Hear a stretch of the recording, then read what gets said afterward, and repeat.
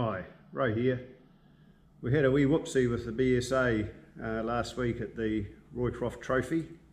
She was going pretty well, but lost a bit of power in the Roycroft race after a lap and a half, and then a lot of smoke started to come out one of the tailpipes. So there's clearly something a little amiss, and now I'm going to get into it and take it to bits and see how it actually works.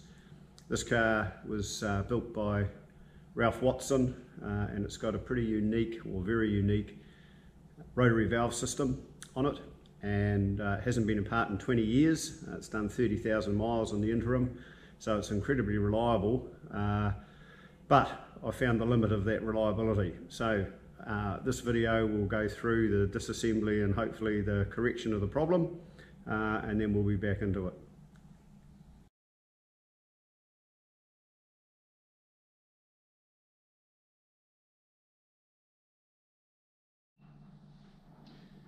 Okay, before I pull it all to pieces, I'm going to have to get the carburetors off the exhaust pipes, both sides. I'll take both sides apart, just first of all the crook one, which is this one, and then I'll take the other one apart just so that we can see the wear state of the other one. So what we've got is a cylindrical valve running inside the head here. So it's ported to accept the induction charge as it's spinning in this plane. The induction charge goes in, and then as it spins around, the exhaust port opens and the exhaust's out. So a very simple cross flow, if you like, with sort of linear flow system, and chain driven off the old camshaft, which was on the top of the motor there. So yeah, quite elegant, and as I said, very reliable.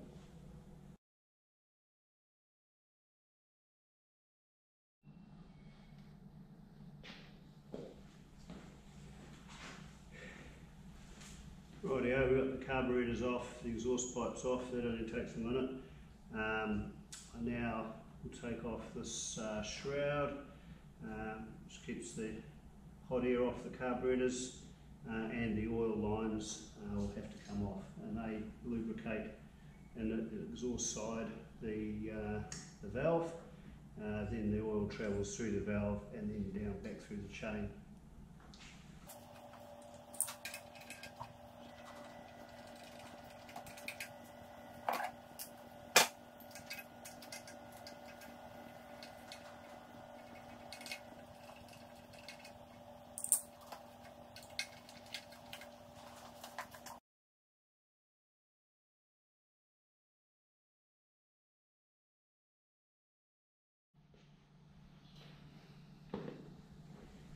Rightio, I think I've got everything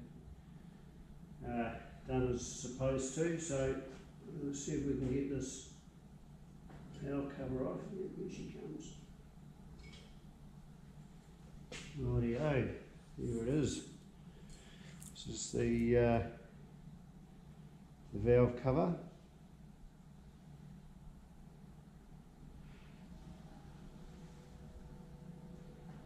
Yeah. So we'll put that down.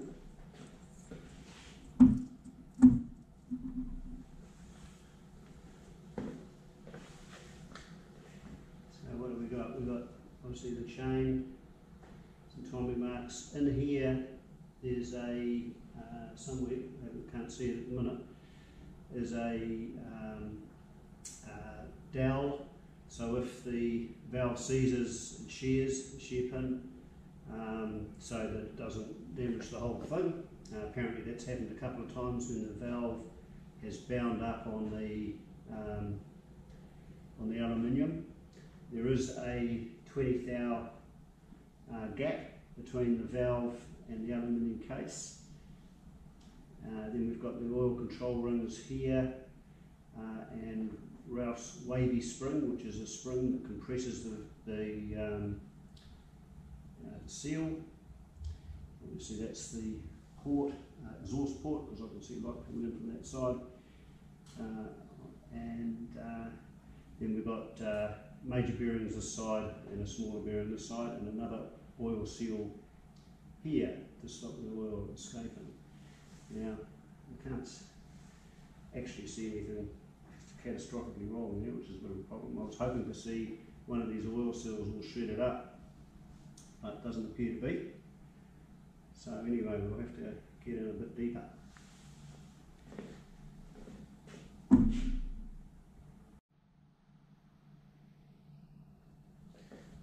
Better take off the exhaust manifold. There she comes. Just got a brass or a bronze bush.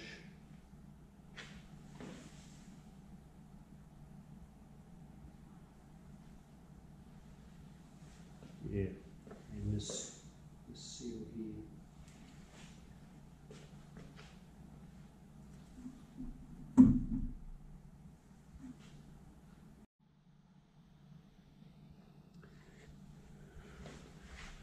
Rightio, I think I found not a very satisfactory thing. The electrode of the spark plug has disappeared, so I'm thinking that we might have more of a piston problem than a valve problem, which will be interesting because that will mean, yeah, the full taking of the motor apart, but that's certainly not what it should be. It's missing the whole centre electrode.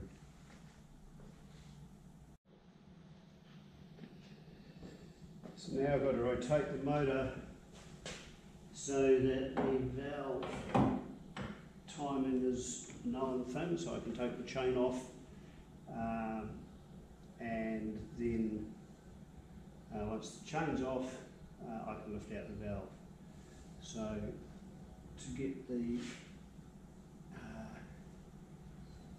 valve timing, I've got to have the ports at the equidistant on the side of the head, and then there'll be a split ring here which will be in the middle of the valve. So it's clearly not there. It apparently might take 50 turns.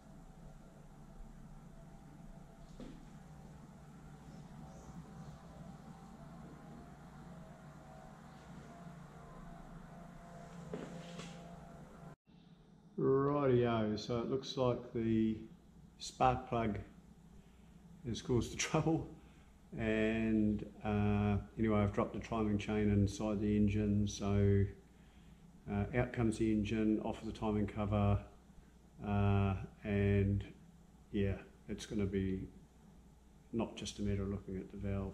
I think the valve actually looks right. I don't think there's a problem with the valve. Okay, well, I'll get to taking the engine out now.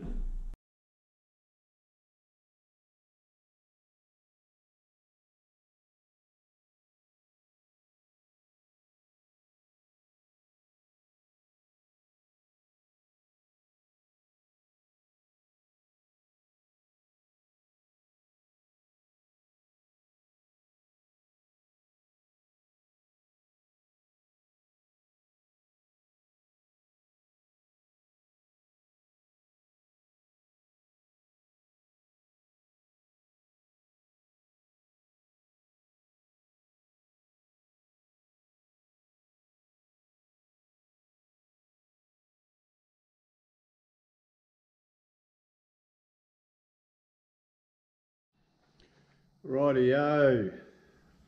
So I've had a bit of a mission getting the motor out.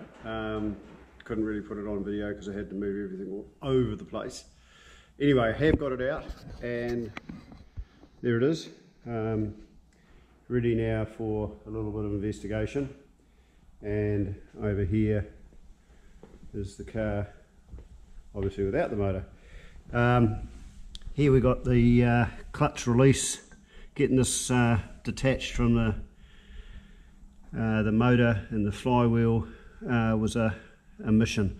This drive's got quite a lot of friction on it. When I put it back, I'm going to have to do a little bit of greasing to make that somewhat easier. Yeah, so that's all pretty good, and that can just stay there for a while. So I've taken the timing cover off to extract the chain that I dropped in there. So that's all good. So we've got the two chains driving the valve off what was the old camshaft, crankshaft here, with a worm drive onto the oil pump, full flow filter, and then we've got the oil pickup that goes to the gauge plus the two valves. Yeah, it's all pretty tidy actually. Yeah, and then around on the other side is the clutch, which it's actually had a few whoopsies over its time, but the driven plate there, it's got a series of springs and corks, and that release plate comes onto here, pushes that plate off this one. Yeah, so that's all pretty good. Hopefully I won't have to take that apart. What I've got to work out is how to actually get the cylinders off. Obviously the studs here, there's a couple of set screws here which no doubt I have to pull out, and those holes there are where the levers, there's a sprung lever under here that pulls the seal up against the valve. Anyway, we'll get into that. Yeah, and over here we've got all the bits. Here's the valve. So bearings, that's the inlet side, so it's got a bigger bearing to take the load of the chain. Exhaust side, oil is fed through that bearing, through some holes in the middle of the valve, through this bearing, and then drips back down the chain. That's the inlet port there.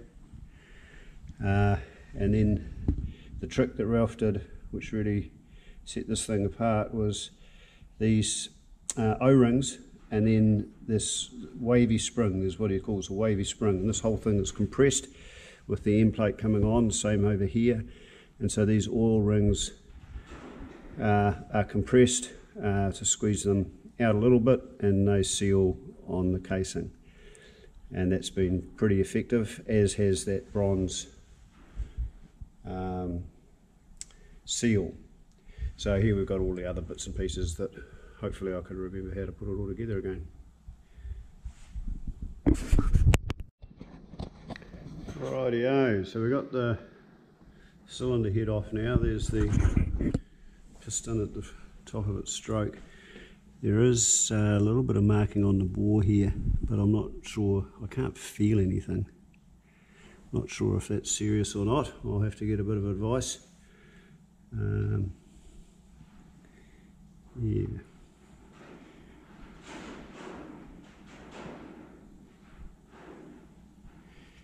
So there we are. I'll leave it up there, and here is the inside of the cylinder head. This is the bronze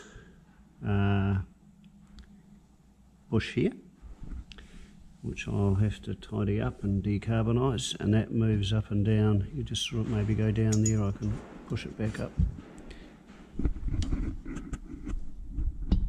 Yeah. And that's has some levers underneath it down here, so there's sprung loaded things here that push down on there, keep it up against the head, against the valve. So now it's to see if this piston is damaged, so I'll probably take the bore off next and have a look.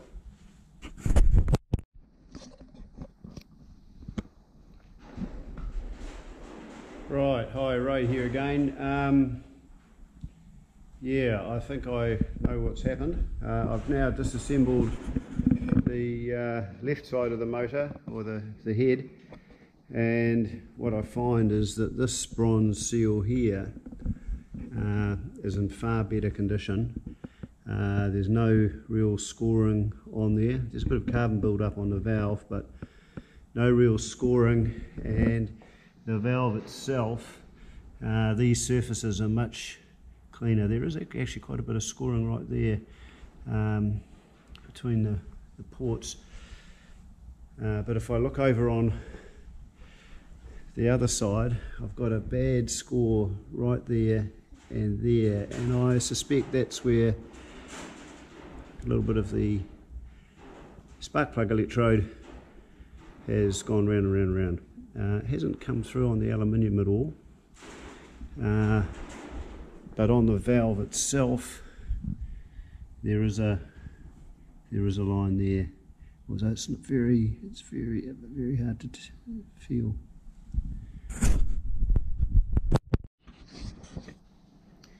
So here's the bottom face of each of the cylinder heads. That's the crook one. Obviously lots of oil around the place. Can't really see any damage on that from this side, and that's the dry one. Bit of carbon build up, but yeah, not too bad. No head gaskets, just the steel straight to the aluminium. No sealants at all on the engine, just metal to metal faces.